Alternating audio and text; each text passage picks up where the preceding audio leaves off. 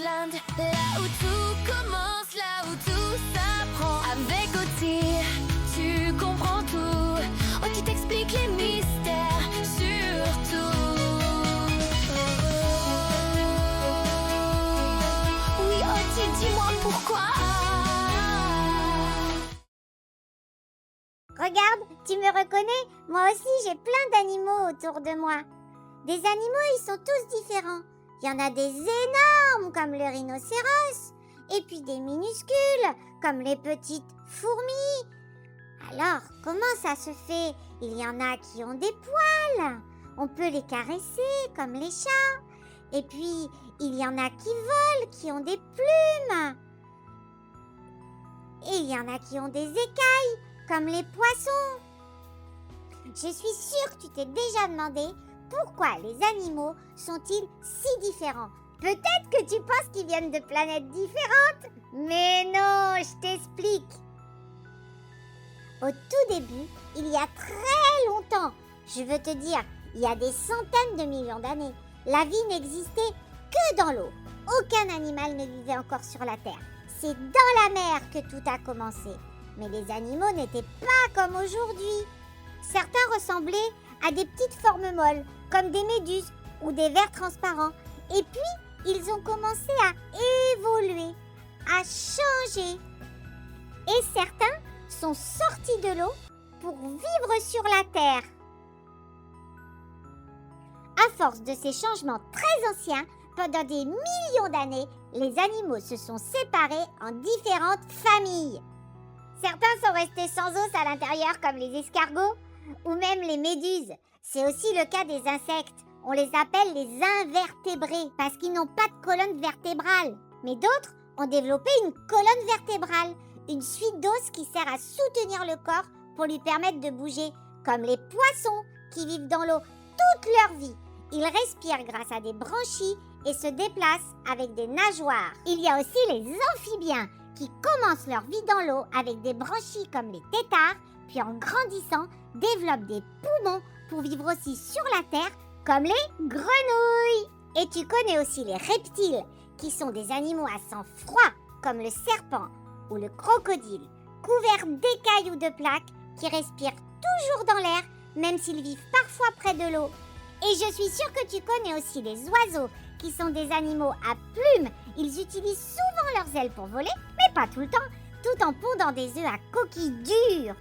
Et enfin, il y a les mammifères comme nous les loutres, et vous les humains, qui sont des animaux à sang chaud, dont les petits sont nourris par le lait de leur mère et qui possèdent des poils, même invisibles à l'œil nu, et même s'ils vivent parfois dans l'eau comme les baleines ou les dauphins. Voilà, maintenant tu as compris. Tu sais pourquoi les animaux sont tous différents. Ils ne sont pas tous nés pareils. Ils ont pris des chemins différents pour vivre. Certains sont restés dans l'eau, d'autres ont appris à marcher, d'autres à voler. Et depuis, chacun a gardé ce qu'il lui fallait pour sa vie. Pourquoi et pourquoi? Nous revoilà sous l'eau, parce que je suis sûre qu'il te reste plein de questions sur les animaux. Pas vrai que t'as encore des questions? Moi, je suis sûre que t'as encore des questions. Regarde, par exemple, le poisson. Quand tu le regardes de près, ou quand tu le touches, tu sens ses écailles. Tu t'es peut-être déjà dit que c'est sa peau qui s'est cassée en petits morceaux, ou que c'est juste la lumière qui reste accrochée à lui. Mais non, regarde, je t'explique. Sous l'eau, il y a des choses qui peuvent griffer fort ou piquer. Le corps d'un poisson est mou à l'intérieur, alors il a besoin d'une protection.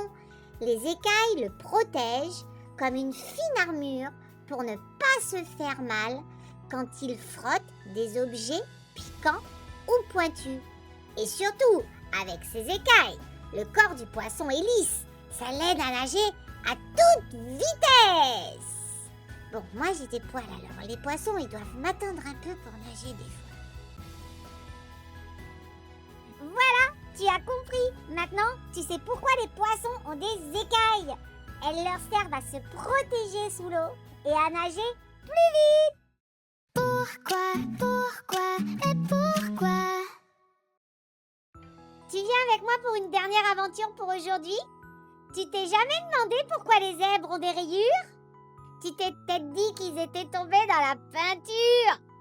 Mais non, je t'explique. Encore une fois, faut remonter dans le temps. Figure-toi qu'à l'origine, les zèbres, c'était des chevaux qui avaient aucune rayure. Ils vivaient dans des zones où les insectes piquaient beaucoup. Ils étaient environnés par les insectes qui venaient les importuner. Mais par ailleurs, il y avait aussi des prédateurs qui les chassaient par surprise. Quelques animaux naissaient avec des marques plus visibles, comme des taches blanches. Or, ces marques perturbaient les insectes et les prédateurs. Ils étaient moins piqués, moins chassés, donc ils vivaient plus longtemps et avaient plus de petits. Alors voilà, au fil des générations, les marques se sont renforcées. Les taches sont devenues des lignes, les lignes sont devenues des rayures. Les rayures ont fini par recouvrir tout le corps. C'est ce que les scientifiques appellent la sélection naturelle. Ceux qui étaient un peu rayés survivaient mieux. Alors, les rayures se sont transmises à tous les zèbres. Voilà, t'as compris? Maintenant, tu sais pourquoi les zèbres ont des rayures? C'est parce que très loin dans le temps, ceux qui en avaient un peu survivaient mieux. Alors, petit à petit, les rayures sont restées. On se retrouve très vite pour faire d'autres pourquoi. Abonne-toi! Oti, Oti, Otisland, là où tout commence, là où tout s'apprend avec Oti.